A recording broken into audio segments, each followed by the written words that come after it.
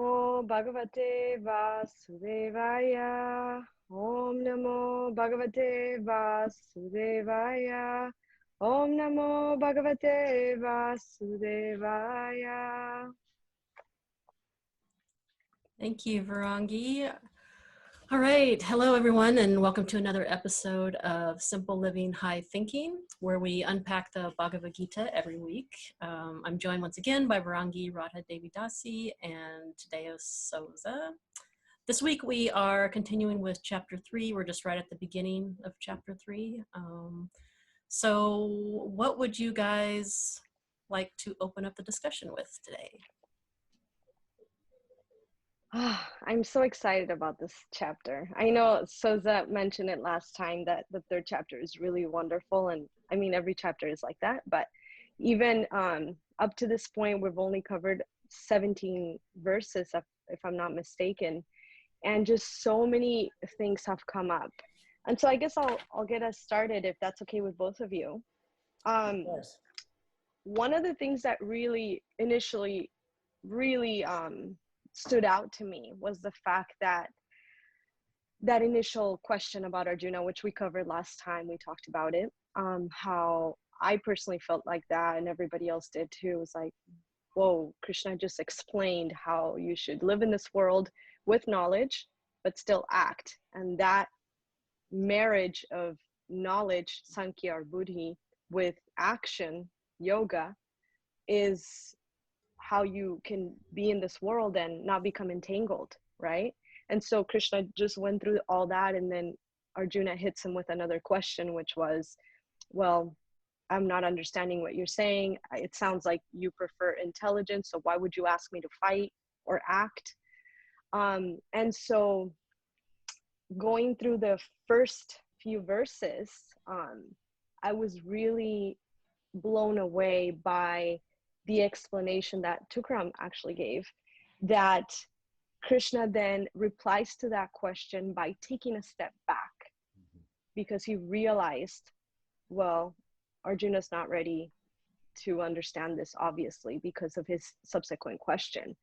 And of course, you know, reading the purports, the further explanations that we get in the Bhagavad Gita by Srila Prabhupada, I was able to understand a different perspective of it, which was, let's not forget that Arjuna is representing all of us. And so he's asking this question for our benefit.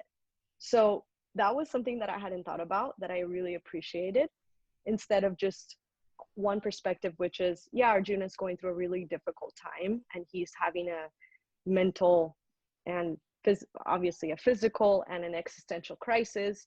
And he's just asking again because he's just in a stupid moment, because he's so overwhelmed with whatever is going on.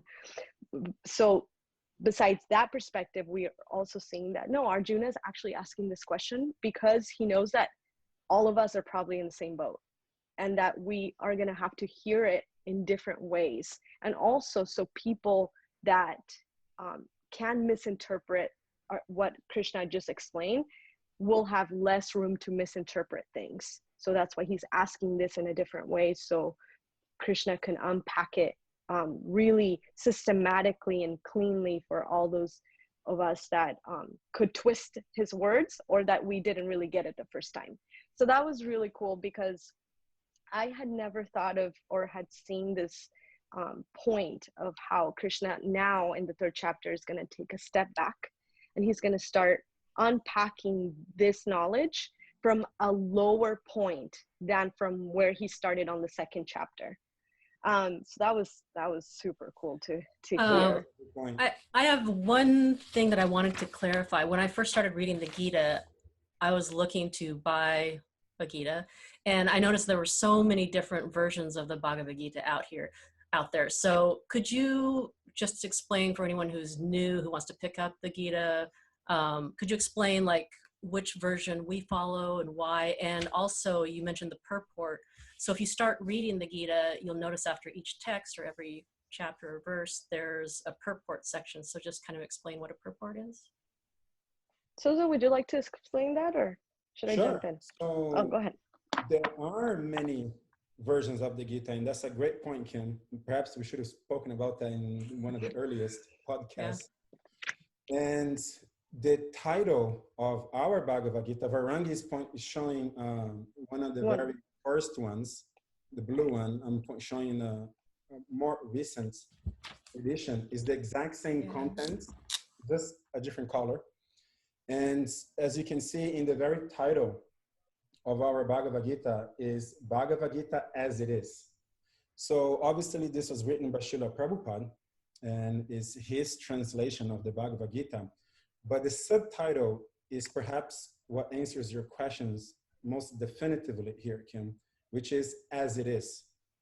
The purpose of Prabhupada was to give the words of Krishna, or the dialogue between Krishna and Arjuna, to us raw, with no modifications, exactly as it was spoken from Krishna to Arjuna, with no interpretation, but a translation and then a purport, right?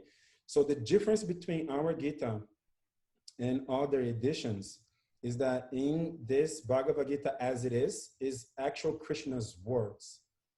This can be verified by Sanskrit scholars, that the actual translations of the verses according to Sanskrit dictionary. And when I say Sanskrit scholars, I mean people who've gone to Harvard, Yale, and have PhDs in Sanskrit language. And they confirm that this is the most literal translation of the actual Sanskrit to English without any modification. Hence the title Bhagavad Gita as it is, right? So this is certainly what distinguishes our version of the Gita from others. Many other swamis or gurus or teachers and so on have come from India or different parts of the world, and they have their own take on what Krishna said to fulfill their own purposes, which sometimes are noble, sometimes are not. But ours is to just let Krishna speak for himself, right? Now, your second question was, what is a purport? So the purport is that after Prabhupada translates word by word, so one word in Sanskrit and its related word in English, we call that the word by word translation. Then there is his text, which is... Let's show an example. There you go. So right here is the Sanskrit alone. Then here's the word by word translation. And then here in bold is the text itself. The English translation, yeah. Correct, the English translation. And then below it is the purport, right? So now the purport means that this is Prabhupada elaborating on that one text. In other words, he's taking this ancient wisdom, which would otherwise be slightly difficult for us to comprehend, and unpack all the jewels that are built into that text. And he is unpacking it for us within our current society, our current culture, our understanding, so that this ancient wisdom is very digestible for people like us. He's adding context to it, which in itself, to me, is a wonderful scientific proof that this is a very viable and verifiable method, because this is spoken 5,000 years ago, and it is still as relevant today as it was then. This Krishna's words to Arjuna was spoken in the battlefield 5,000 years ago. And if we translate that today, it is still so applicable, right? It's still the same value, it's in there. So what distinguishes our version is that it is, as the subtitle indicates. And a purport means that Prabhupada, after translating word by word, is not leaving us alone. He's allowing us to really understand all the meaning of that text, which we left alone would otherwise miss it. Yeah, and wasn't it a big deal at the time when he started translating it to English due to the caste system, or that only certain types of people back then had access to this knowledge and lower levels couldn't. Is that true, or did I get that I would wrong? say it was a bit prior to Prabhupada, Mm. certainly around Chaitanya Mahaprabhu, which is Oh, another okay. personality of our movements. This is more about 500 years ago. And there was a caste system where the top of that caste system are those that are known as Brahmanas, had more access to it, to Bhagavad Gita, or essentially its meanings, and or even allowed to chant its verses. And people of lower value in that so-called caste system didn't really have access to it. I think that's what you're mentioning, correct, Kim? Yeah. Yeah. Yeah. Varangi, do you want to add anything to what I said?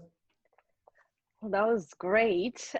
Something that came to mind, though, that I think it's worth touching on, although we could spend a whole class on this, but I'll just throw it out there and we'll go with the flow on it, is the fact that, at least for our society, when I think for us, because we've kind of just already incorporated this culture of respect, of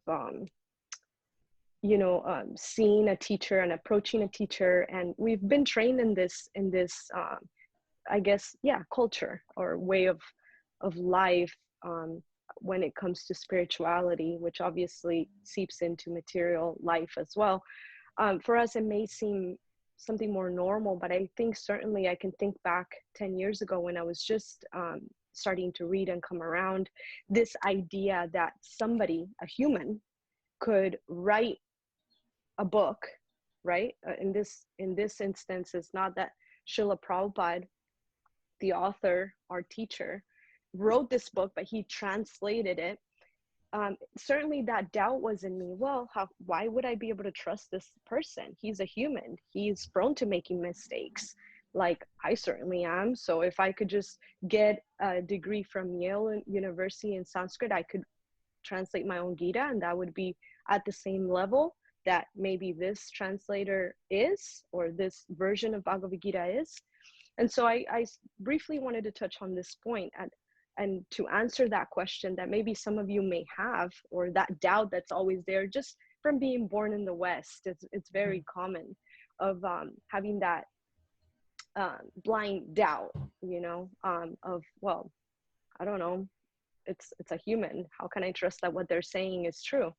And this was this answer that I'm going to share with you regarding this point. I heard it obviously from Tukaram, and it really impacted me because it really got to the root of it, which was, well, if you don't believe that a person can be touched by divinity, then your unstated premise is that you believe that the soul is eternally corrupted and broken and evil, and therefore there's no possibility for anybody to be touched by divinity or even become an instrument for truth and light. And I thought this was so brilliant. It was so simple and such a simple explanation. So I really wanted to share this right now because it's something that, even if you don't believe right now, that just to start chewing on that answer and that concept of that we are pure fundamentally, we're souls, we're particles of that supreme source, which is pure and eternal and full of knowledge and bliss.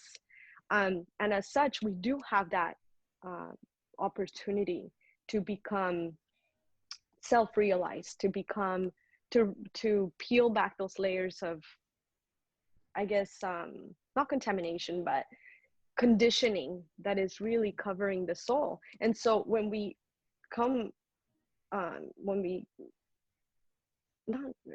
we find personalities such as Srila Prabhupada, that have translated spiritual text, the Bhagavad Gita, this version is actually very special because this person was, I would say, a personification of these teachings.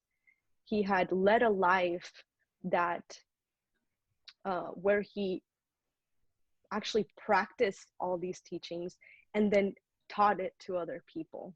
And it was a lifelong thing. And so, you know, when we say, oh, make sure we're walking the talk, Srila Prabhupada was certainly that person, somebody that was in touch with divinity. And we could see this because of all the wonderful things that happened in his life and everything he did while he was here on earth. And I think this really just made me realize how much we really actually should have an episode on the life and the works of Srila Prabhupada to explain a little more why the three of us are so invested into making a podcast about this book, and why studying it is so important, and why we believe that all these translations are really as they are, like you explained, and how the purports, which are the more in-depth explanations of each verse, why we take those so seriously and why they're so helpful. So anyway, I just wanted to throw out that piece of information because it certainly helped me to dive into the study of this book and really understand that, yeah, there's that possibility that somebody could actually be in touch with divinity through a life of trying to become self-realized, through a life of service, through a life of study, through a life of sincerity, and so much more. So yeah, I just wanted to share that. Yeah, that's a really good point also about how Srila Prabhupada lived his life. When I first started coming around to the temple and I heard about the four ranks for the first time, which basically means just like when you become initiated or become, it's like, what's it called in the Catholic Church? In the church that I grew up in, it was called make profession of faith, where you stand up in front of the church and commit your life to God. And the Catholic Church has a similar confirmation, maybe is what it's called. Oh yeah, confirmation. And so in this I grew tradition, up Catholic. yeah, it's like Rangi, help me out here. So in this tradition, it's called initiation, where you, at that point, you take 4 vows where no illicit sex, no drinking or drugs, no alcohol. You chant your rounds and no gambling. And I thought, whoa, like those are serious vows. And so if you take a look at any devotee or serious devotee who lives their life like that, like that takes a lot of commitment and discipline. And yeah, I just think it speaks a lot to the character of people, I guess, who are part of this tradition. So I think the 2 points you guys just made right now, it's a perfect bridge to the value I got from our class yesterday. So I want to jump in here and try to connect the two. There's one text we covered yesterday. And by the way, you correct, Varangi, we should have one episode dedicated to Prabhupada and his books and his achievements and what he has done, because we can talk for another 8 hours here and it wouldn't be enough. Right. So in yesterday's class, there is one very interesting verse which caught my attention a lot. Text 5, chapter 3, text 5, Krishna says, everyone is forced to act helplessly according to the qualities he has acquired from the modes of material nature. Therefore, no one can refrain from doing something, not even for a moment.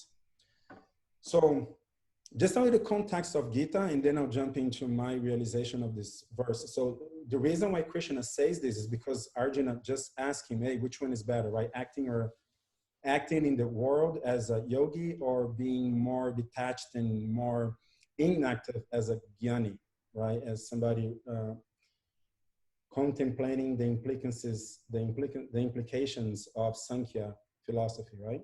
So then Krishna is saying, no, hey, you have to act, right? So this text is, with the context of Gita, is Krishna saying that to Arjuna, that you're gonna act no matter what, you're forced to act, right? So that's what Krishna says that in context of Gita. Now, further contemplation in this text would allow us to arrive at an inevitable philosophical paradox, which is Krishna making a statement that you are forced to act according to the qualities acquired from the modes of material nature. To me, it carries a huge implication that if I am forced to act according to something else, I don't really have free will to act according to what I want to do. So my free will, in one sense, is gone. And determinism jumps in, right? And it's predetermined, because the way I'm going to act, as Krishna is saying here, is going to be according to the qualities I have gotten to the mode. So it's going to be predetermined. So yes, predeterminism and lack of free will are things that, from a philosophical perspective, it is certainly a huge implication in this text. So I wanted to jump into this text because I was contemplating while class, after class, and even today, this morning. So, and I also mentioned that it was very connected to the 2 points both of you guys had made. Varangi saying that, why couldn't you be touched by divinity and create such a text as Bhagavad Gita the way Prabhupada did? And then Kim, you also mentioned that when you spend your life dedicated to something like the vows you take, they're very important. You said, whoa, these are big vows that these devotees are taking, right? So with those two things in mind, is that here, there is one potential room for our free will here, but I think it's quite hidden, it's worthwhile discussing. Everyone is forced to act helplessly according to the qualities he has acquired, which implies that you are acquiring, first of all. So then you can, in that sense, choose what it is that you're going to acquire, because you only acquire that which you strive for. So you must strive for something in order to acquire that something. And who determines what it is that you're going to strive for is yourself, with your minute free will, right? Then, however, having acquired that, you're then going to be forced to act as that, right? So now let me try to put it together. The concept of the material nature, modes of material nature, is the second time that Krishna brings this up. First time was in chapter 2 itself. Now in chapter 3, in the beginning of chapter 3, it comes up again, modes of material nature. So in order to proceed, I'd like to elaborate on that a little bit more. 3 modes. When we say modes of material nature, that means 3 modes. One is called the mode of goodness. The other one is called the mode of passion. And the other is called the mode of ignorance. So goodness is a mode where you're doing things right with knowledge, not whimsically, but with authorized knowledge, and you're acting, feeling, thinking in the right way, or aligned with an objective truth, let's say.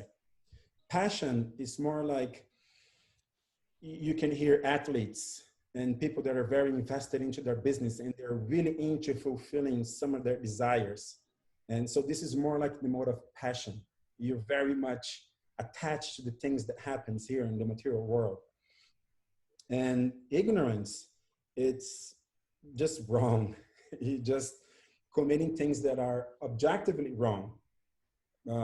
Rape, murder, when you're acting on extreme anger, right? So these are actions, thoughts, and feelings in the mode of ignorance. Okay, so this is what we mean by the 3 modes. So if I acquire my qualities from either one of these modes, then I am going to be forced to act according to that mode. This is what this text is saying. And it is my choice to then, well, not my choice, let's say, it should be my obligation, almost as my purpose as a human being. We have the capacity to think, we have intelligence, unlike animals. So it should be part of what we concern ourselves with. Where am I? What is this place in which I live? How should I live? We should ask these questions. We should be inquisitive as human beings. Then this system is actually amazing, because if we, the first time I heard about these three modes, I was blown away because I never really saw the world through those lenses. But when I start seeing the world through those lenses, it was amazing because everything fit in it. So you can think about heaven, earth, and hell. So planetary systems that are heavenly planetary systems, they're in the mode of goodness. Our earthly planetary systems are, you know, in the mode of passion, and we see people being very passionate here. And hellish planets would be in the mode of ignorance. The morning time, when everything is calm and quiet and serene, is in the mode of goodness. Midday, when everybody's in traffic, working, preoccupied with their duties, is in the mode of passion. And night, when everybody's out drinking and up to no good, it's, well, let me take a step back here. When everybody's out at night doing ignoble things, to be a little bit more subjective here, to leave to your interpretation what a bad thing may be, this would be in the mode of darkness, in the mode of ignorance, right? Or even the foods we eat. We can eat food that is very tasteful, but is not really healthy. That's in the mode of passion. We can eat foods that taste bad and is bad. It is not healthy either. So that's also in the mode of ignorance. And you can eat food that may not necessarily taste that good, but is extremely healthy for you. It prolongs your lifetime. It gives you a lot of vitality. That's in the mode of goodness. So it's an extraordinary lenses through which we can look at the world, and it will always fit. It will never fail, right? So these are the modes that Krishna is talking about here. So now let's say, if we strive to know and understand what is the mode of goodness and position ourselves in that platform, we will acquire the qualities that will come from it, that will come from the mode of goodness. Hence, Prabhupada and his actions, right? So he spent a lifetime, like you mentioned, Varangi, acting in such a consciousness that is actually transcendental to all three modes. The consciousness of Prabhupada, it goes even above goodness to go to a transcendental spiritual platform. However, from the material platform, the bridge, right, the jumping step to a spiritual transcendence would be the mode of goodness. So we can say that, if anything, Prabhupada was fixed purely in the mode of goodness. And he is by knowledge acquiring the qualities of this mode, purely mode of goodness. And therefore is actually a good thing. He's forced to act in that mode right now. So there's no room for him to make a mistake, right? Or if it could be a mistake, paradoxically or seemingly, but from a transcendental perspective, it may not be, you know, it may be something that helps us ultimately. Now, the huge implication here is that, but what if I am acquiring the qualities of the mode of passion and ignorance? Then I am helplessly forced to act in that way. And that's pretty terrible, because now we are in this vicious cycle of where we are losing our free will in one sense, because now lifetime after lifetime, I'm conditioned to the mode of passion or to the mode of ignorance, and I am acting as such, and I'm stuck in that cycle. So as a human being, it's very important for us to be inquisitive. We have intelligence and understand what is the mode of goodness. And that's how it connects to what you're saying, Kim. To take these vows, these very serious vows, it's really just taking us out from the mode of passion and the mode of ignorance. That's really what these vows are meant. If we are not committing illicit sex, like if you vowed in front of God to love your spouse forever and be faithful, and then you don't, you engage in a sexual act with somebody else, I would say this is objectively wrong. It's just not right. That would be you acting in the mode of ignorance or really hot passion, right? So a vow to not do that is really fixing you in the mode of goodness. A vow to not eat things that have a violent source is fixing you in the mode of goodness. A vow to not intoxicate, where you become sober and act clearly, is fixing you in the mode of goodness. So these vows, yes, they are very serious. and they're helping us to fix our consciousness in the mode of goodness. And then now we will start acting like that, you know, and therefore being able to do such amazing work as Prabhupada did, but by consciously choosing to, first of all, know what is the mode of goodness, understand there's the mode of passion and mode of ignorance as well, and then fixing ourselves there, you know, acquire that mode so that we will act that way, even unintentionally, right? Then just we become little, not little, but huge, giant angels walking around and just showering everybody they encounter with their mercy, not even out of conscious will. They are helplessly forced to act that way because they've been fixated in that mode for such a long time, and that's just what they're doing. The beginning of which is taking such vows to take us away from these inferior modes, being situated in these higher modes, which then clean us up, like you mentioned, Varangi, and it allows the eternal bliss and knowledge that we are to shine forward, you know. So I think this verse was inspiring for me yesterday. Yeah, it's great. Yeah, I really appreciated you connecting it. Also, just keeping in mind that we're not stuck in one of those three modes. You know, where those three modes, as described in the Gita, how they're always competing for supremacy. You know, even just throughout one day, we can touch on all three modes. Yes. But we are the ones choosing those types of activities.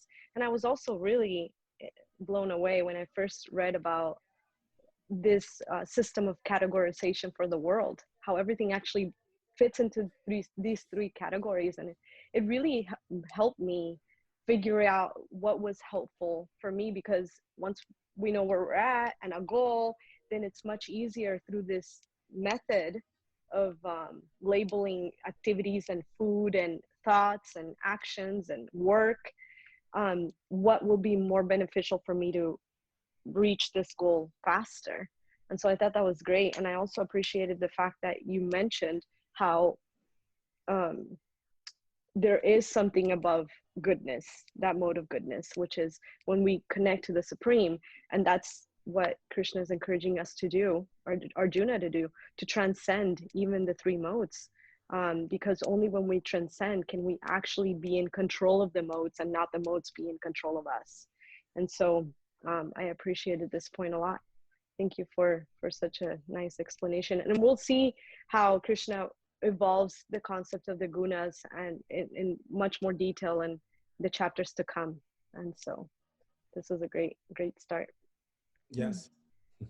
Yeah, it's when I was growing up, my mom would frequently say, you're not treating your body as a temple, or your body is a temple. And I kept hearing that over and over again. And then I'd start to roll my eyes. But I hate to admit it, but she was right.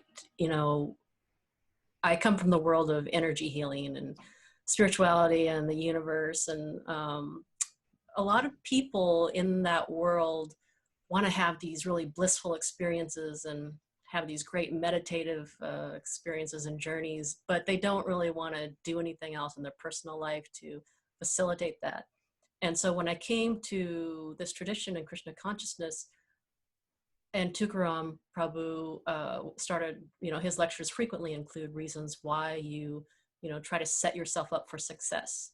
And then that really made sense to me, like, oh, if I want to have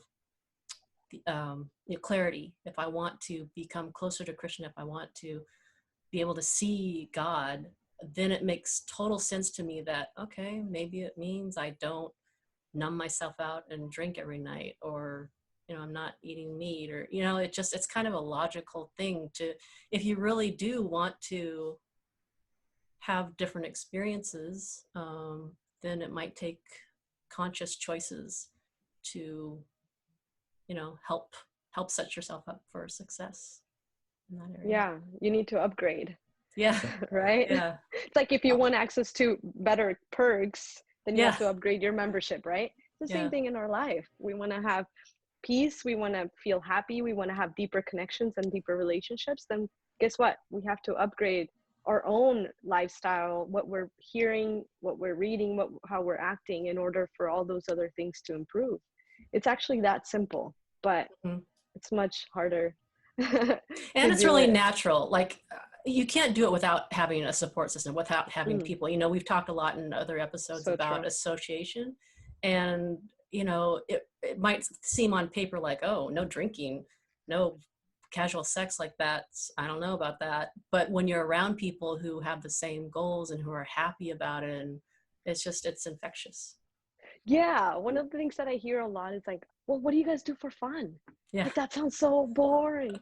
And it's like, oh my gosh, you have no idea. I'm like the happiest I've ever been. Yeah. The healthiest I've ever been. Like, now I actually remember what I do and the deep conversations that I have, and like I feel like I'm actually doing something. So it's really amazing how spirituality actually has everything that materialism has, but like in the right way. So we're still enjoying, but just for the right reasons. We're still eating really good food, but in the right way. Really we're good. Still dancing. Yeah. Yeah. So. Yeah, and then the one last point I thought of too is that these modes that Krishna mentioned, it's really, you made a reference, Kim, to the concept of the universe, right? And which is a little bit more abstract, and people oftentimes use that kind of language. I think this is the closest that we get to it, talking about the modes of material nature. They really control our actions. It's, in fact, we can say our karma is given to us by these modes, right? The experiences we have, they're really powerful forces of nature, these three modes of material nature. And to the extent that our main job is really to transcend them. If we are able to transcend these three modes of material nature, we are back to being free spiritual beings. And then we go back to the spiritual world. Krishna also even makes a statement. He says, not only the Gita, which is part of the huge literature known as the Vedas, but Krishna says himself, the Vedas mainly deals with the three modes of material nature.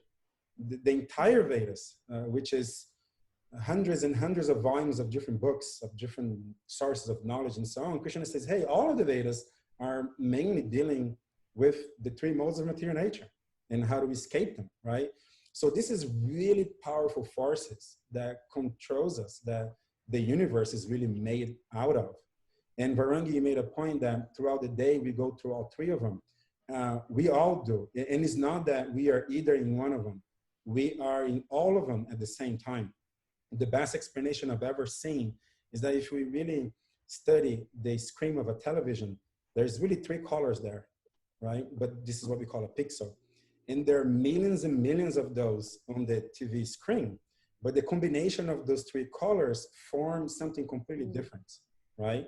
So the combination of these three modes forms the TV show of our life experience here on Earth. But we have all three of them simultaneously.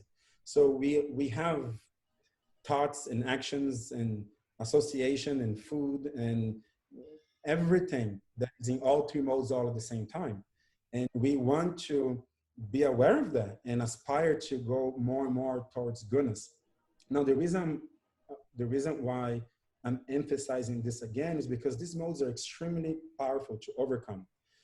But our duty is to, again, first of all, know what they are through the help of a guru and a spiritual community, books such as the Bhagavad Gita and so on, invest sincere time and get to know and fixate ourselves in goodness as much as possible.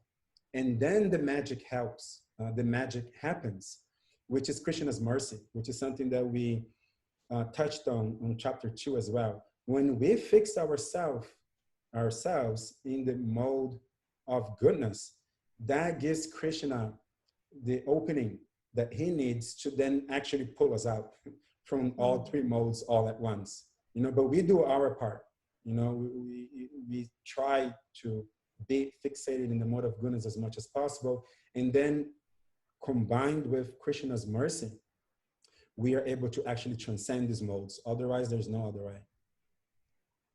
Brilliant. I need to jump in because what you just said last reminded me of the text 6 and 7, which I think was a big topic that was covered, which was hypocrisy and like that difference. And Krishna's now talking about he's just introduced how you actually have to act. There's no other way. By nature, the soul is active. That's a fundamental feature of the soul. So it's not a matter of asking if we're going to act or not. It's a matter of asking how we're going to act.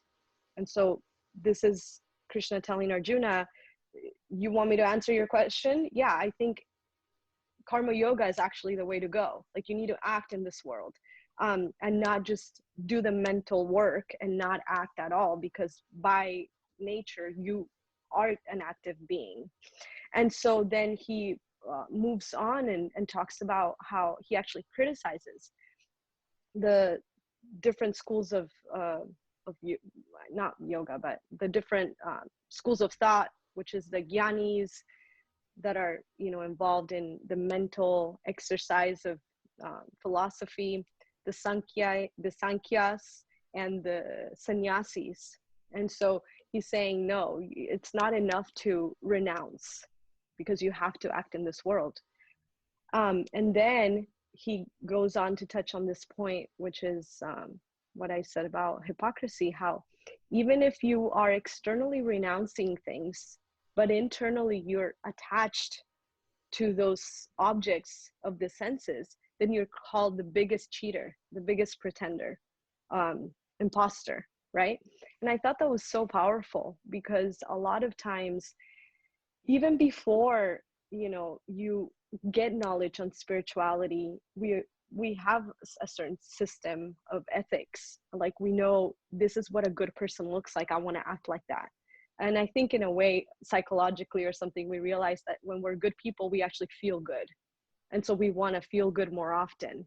But this point of, I really just appreciated how Krishna is telling Arjuna, it really doesn't matter what you do externally if internally you're so attached. Rather, which is 7, it's text 7, rather, if you're sincere and you're trying to do the right thing, you know, to improve yourself, then that's a better person by far.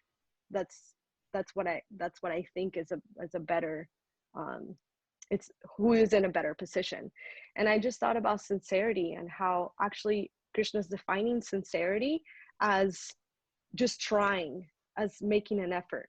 And it really ties into what you just said about, like, that we do have that free will, and that just simply by trying to do something for the right reason, even if we fail, that still is more meaningful than you being a cheater and an imposter and showing the world you're one thing, but internally your life looks a lot more different.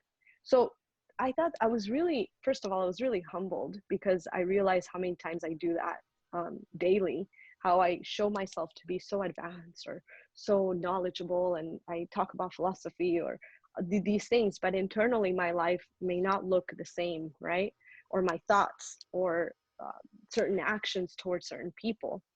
And then, so I was really humbled by that, but also I was really encouraged, because all Krishna's saying that's a prerequisite is sincerity, wanting to improve yourself, wanting to change, wanting to learn, making that effort, which you brought up that great point, that all we can do is our part.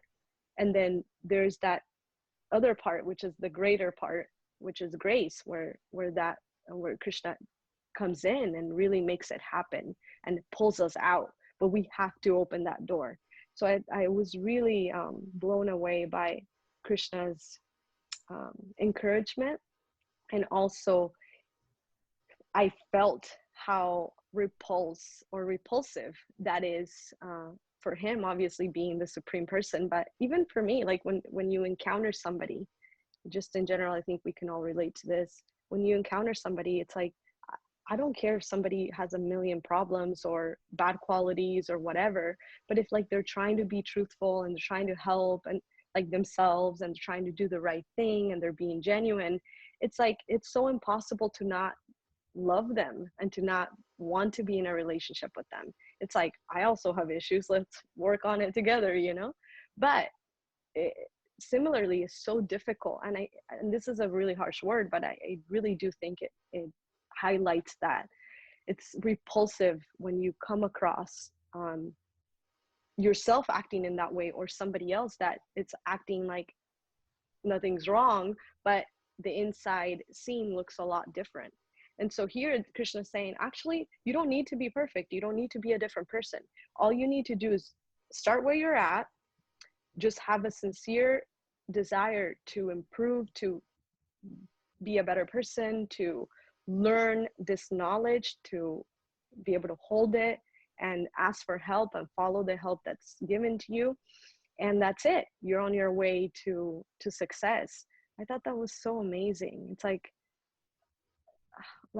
for a tradition to say this, and this is just starting at the Gita. It's like, you don't need anything else. Just be yourself, be truthful, be humble, be real, and then you're good. It's like amazing. And in a way, it's like, yeah, if you're trying to be something that you're not just for the show of it, don't even do that. It's a waste of time. It's not going to help you at all. I thought that was really powerful.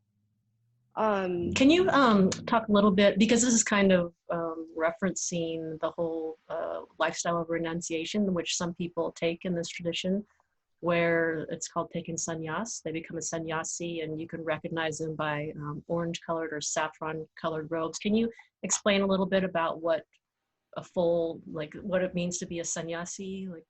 Yeah. So actually, I was going to bring up that point next, because it's on the text 8. Krishna is really saying, like, spirituality is not an excuse for laziness. And I thought that was really cool too. So going back to text, I believe it was text 3, where he criticizes, text 4, where Krishna's criticizing the sannyasis, like the people that just think that not acting in this world is the right answer. In that Prabhupada was explaining how when you get to that platform of renunciation, which in Sanskrit is sannyas, it's not something that you just do externally. It's not something that, like, oh, I'm starting spirituality and like the world sucks and like I don't want to work and I don't want to do this and I don't want to like feed my family, so I'm gonna become a renunciant. So in the name of spirituality, becoming a renunciant doesn't work. It's that's where you're calling an imposter, or a cheater in a way, because you're not really. Pretender is what Krishna says. Pretender. That's the word. I was like, what is he? Imposter. But that is also used. A pretender. That sounds way nicer, than a cheater and a imposter. So yeah, Prabhupada explains that actually, yeah, that's what we're all moving towards. Hopefully, the bhakti yogis are moving in that direction. We want to gradually and naturally, organically move towards renunciation of the world, really. But you can't do that ahead of time or artificially. It's something that you get to after you've been purified by working, by doing your duty. So by doing your duty and being detached, so by acting in buddhi, with intelligence, and doing your duty and showing up to your responsibilities and following what the Vedas, what the scriptures, what the spiritual books offer as not options, but as suggestions on how to make progress in spiritual life. By doing those things, then you become more purified. Little by little, it's gonna become very natural for you to take that last step in your life, which is renunciation or sannyas. So it doesn't happen overnight. It's very actually rare. And I was gonna say it's impossible, but no, a lot of our teachers have done that at 20, 21, even in their teenage years. A lot of them took this vow of full renunciation, and they've been practicing for 50 years successfully without actually having to backtrack, because they're rare personalities. They're very exalted. They were ready for that at that moment. And obviously their spiritual master, their spiritual teacher being Srila Prabhupada, he also understood this very unique and rare characteristic in these souls and these people, that for most of us, it doesn't happen that way. I'm certainly far from that. And so what Krishna is explaining, at least up to this, in this section of the Gita, is that sannyas is not the answer.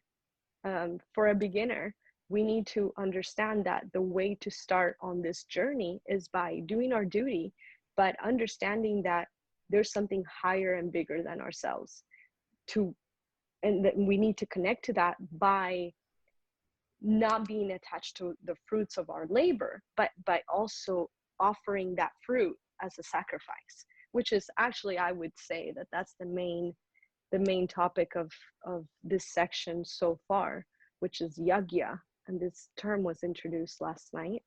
I don't know how we're doing in time, but I think that that's something definitely that needs to be unpacked and explained, because it really, now we're able to see how Krishna is apparently going over some of the same things that he's already mentioned, but he's moving forward. So he's introducing this concept of sacrifice, yagya, of an offering to somebody or something higher than yourself. And so to tie it all in and to answer your question, which is not the unpacking of the yagya, but is just an introduction. Sannyas is an order of life, a stage in your life that naturally all humans should strive for, which is renunciation of everything materialistic or material, your relationships, your desires, your thoughts and hopes and goals and all of that. But it should not happen before you're actually ripe or before you're ready for that. And the way to get to sannyas is by first starting with acquiring knowledge, realizing who you are, that you're a spiritual being, not a body, not matter. Then engaging in your duty, fulfilling your responsibilities, but not being attached to the fruit of that labor. And then by taking the fruit of this labor and offering it to something higher. Either Krishna mentions the demigods, which are kind of like the representatives, the people in charge of the different things that happen in the world, like the rain, the different seasons, all these different characteristics of life. And then by engaging in that process of reciprocating, offering back what you've earned, you're acknowledging that you're just a player in the game, but not the supreme enjoyer. And eventually that will connect you with the supreme, because the demigods, or all these different heads of states, I guess, to put it that way, they're connected to the major player, which is the source of everything, which is Krishna. So by engaging in this progressive and I guess in the mode of goodness process, to put it into gunas terms, then that yogi is being connected to the supreme, and progressively their consciousness is going to get elevated. They're going to feel not feel, but they will uplift, and they will make progress, and little by little they'll start moving closer and closer to that goal of renunciation. And Krishna will again evolve this topic of sannyas, and we'll see in the later chapters how Arjuna has more questions about it, and Krishna will continue to refine. And so for now, sannyas is not recommended. Krishna is saying, do not give up anything. You have to work. It's necessary. It's fundamental for the soul to work. Actually, you can be in this world without working. And spirituality is not an excuse for laziness. So don't be lazy. You have to get up and fight. You have to do your duty.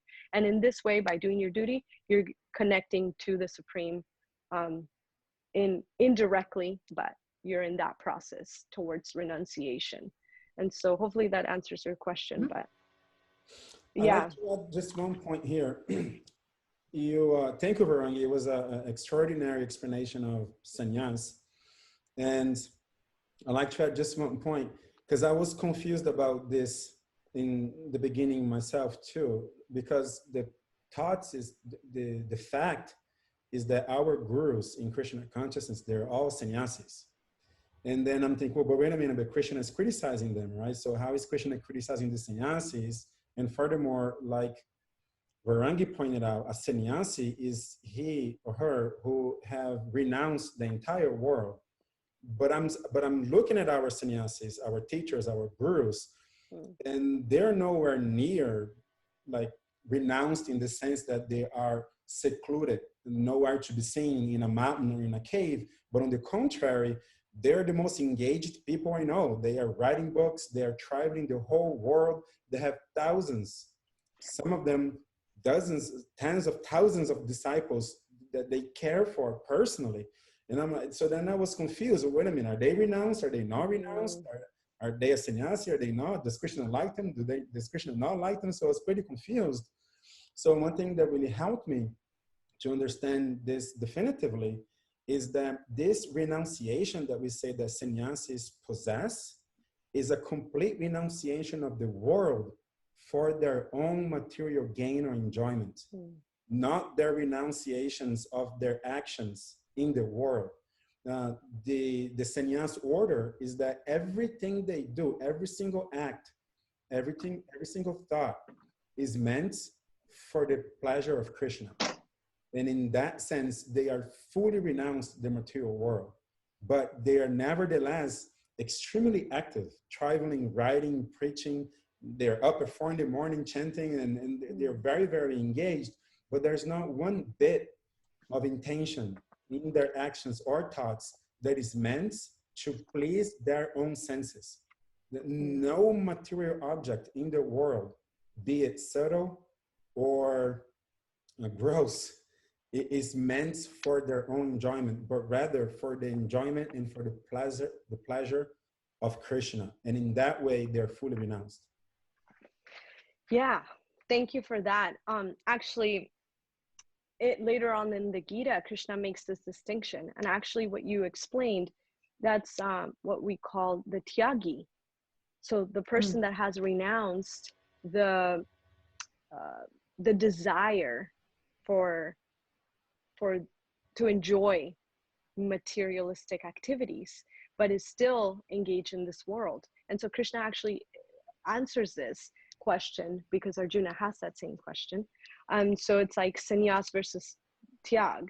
One is the tyagi or sannyasi, one that is renounced from everything, as just like living in a cave, not engaging at all in the world, or somebody that's still engaging in the world, but has given up attachment to the objects of the senses, as is now working for a greater purpose. And so, yes, I think that I wonder if we could link up that class to this episode. Maybe we can look into that.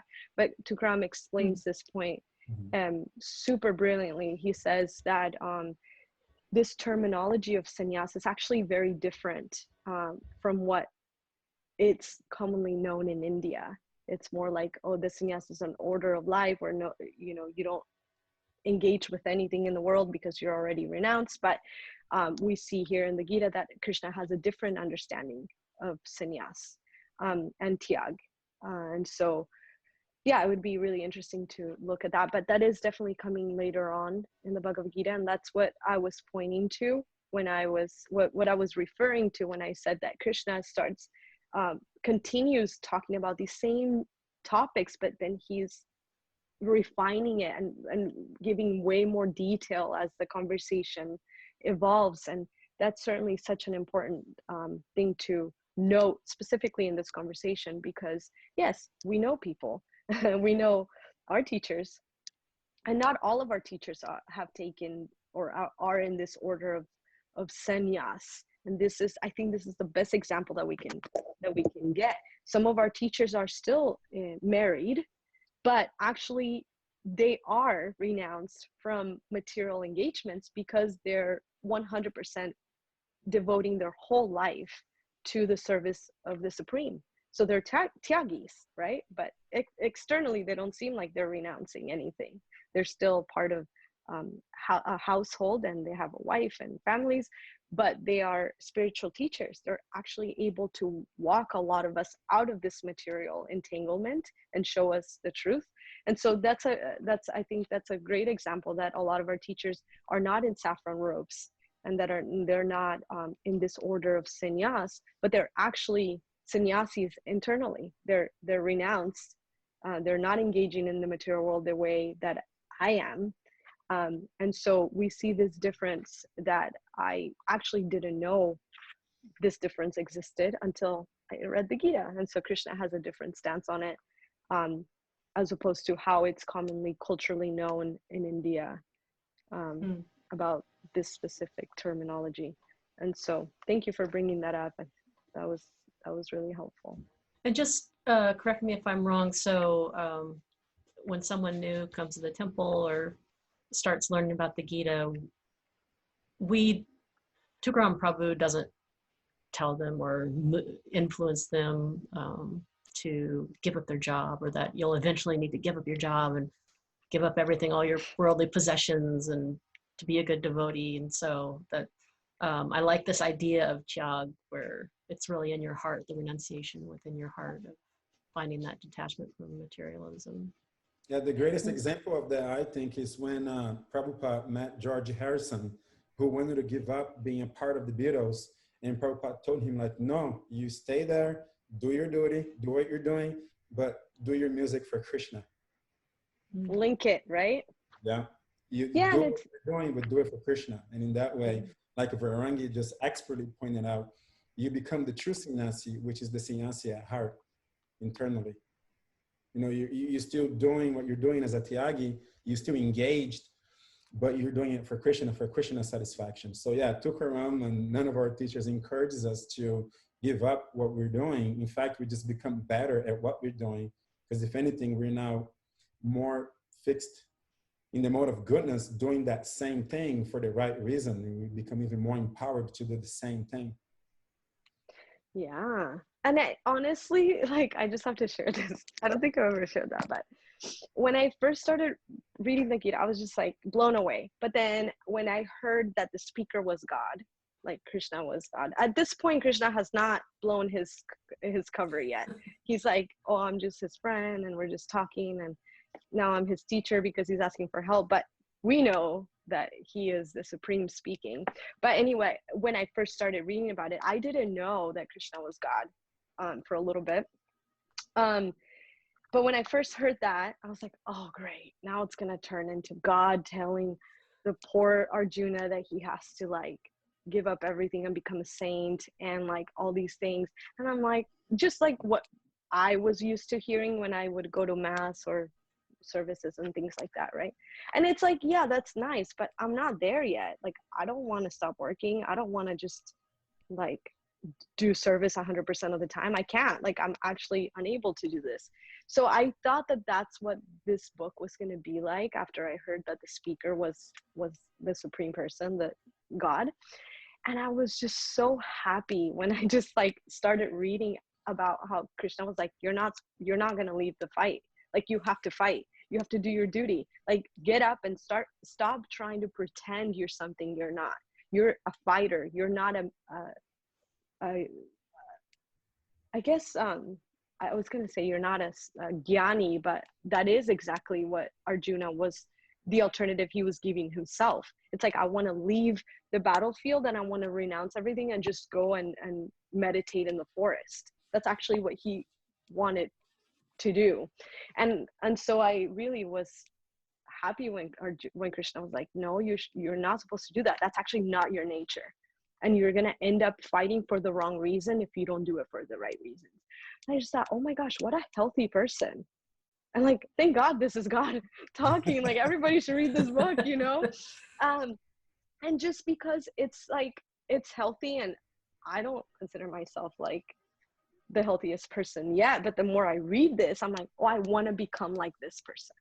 And so if we put it into perspective, it's like, this is why it's so important to be so careful in choosing a tradition, a spiritual tradition, and knowing what their conception of divinity is, because we start emulating that supreme personality. If this God this tradition that you're under is painting a picture of God being jealous and angry and is gonna burn everybody and send everybody to hell for a thought crime or something like that, I mean, that's what you're gonna aspire to become as well. And on the contrary, like in my personal example, I was just like, wow, I want to be like this. Like, I want to be able to see things so clearly, speak so brilliantly, like learn all these things, be able to help somebody that like is in so much distress. First of all, I need to be helped first. But it was just like looking at this therapy session between somebody that actually knew what he was talking about and actually made sense. Like, oh, this is God, and he understands that we actually have to work and like act in this world. Like, that's amazing. Like, why wouldn't we want to hear from this person more? And so I just wanted to bring up that point that, yeah, if God himself is not telling Arjuna to give up his duty and is not giving him the easy way out, why would our teachers do that? You know, and I think it's really helpful to understand this point, which is so reiterated in our tradition. It's like we have a system of checks and balances.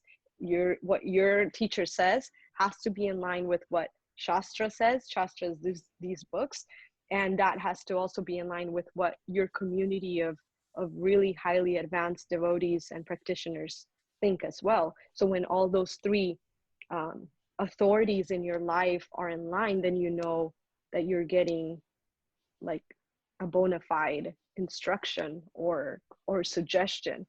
And so it's super healthy what we've heard so far, how Arjuna has all these desires and confusions and doubts, but he's bringing them forth, and how Krishna's just laying it out so simply, like, don't try to pretend to be somebody you're not. You have to do your duty. You always are going to act. So act for the right reasons and be sincere. And when you're sincere, then you're on the right track. And yeah, it's just, this is what I'm aspiring to be like. And I actually think this point is so important. We need to pay so much attention to the community that we are a part of, what we're reading, what we're learning, and what that conception of divinity looks like, because that's eventually what we're going to become, or what we're going to want to emulate. That's a great point. Yeah. All right. Well, we are out of time once again. So No. you guys have any closing thoughts or comments that you'd like to leave the listener with? I think since this is karma yoga, which means actions in the world, and our topic of today, something that summarize once again, you know, our spiritual life here is very active. You know, we are fathers, workers, mothers, you know, children, and we are engaged, but we are sincerely trying to get better as a human being, to move towards goodness, actions in the mode of goodness, to qualify ourselves to receive Krishna's mercy. And it's so natural. Why wouldn't Krishna help us if he's all merciful and all powerful and all knowledgeable? Then, and we are doing our best as well to help ourselves. It really highlights the personal relationship between us and him. So it's so natural, and it doesn't mean that we become lazy. You know, we don't have to be monks at a temple or at a forest or at a cave. We are engaged, we're living our lives as everybody else, but we are sincerely trying to get better, to help ourselves and then help others, you know, and continue to act. So I think it's a very welcoming aspect of our tradition. You know, you don't have to change who you are, you just become better at that, at who you are. Wonderful. Yeah, very nice point. Brangi, did you have any closing thoughts before we sign off? I think I kind of did that before you welcomed the conclusion, but yeah, other than that, I'm excited to unpack yagya, or sacrifice, in the next episode. I think that was it's a big topic of this section of the 3rd chapter, and it really makes it even more clear how we're supposed to live in this world and not become attached and not become entangled. It's like this secret, this hack to life. And so I love the way Krishna explains it, and I can't wait to unpack it with you guys in the next time. Yeah, me Cliffhanger. too. Again. All right. Well, thank you to everyone who's listening and tuning in. And there are links in the description to Tukaram Prabhu's lecture. So every week we are unpacking kind of the Gita class of Tukaram Prabhu from the Laguna Temple. And yeah, we will see you next week. So thank you, guys. Thank Hare you. Krishna.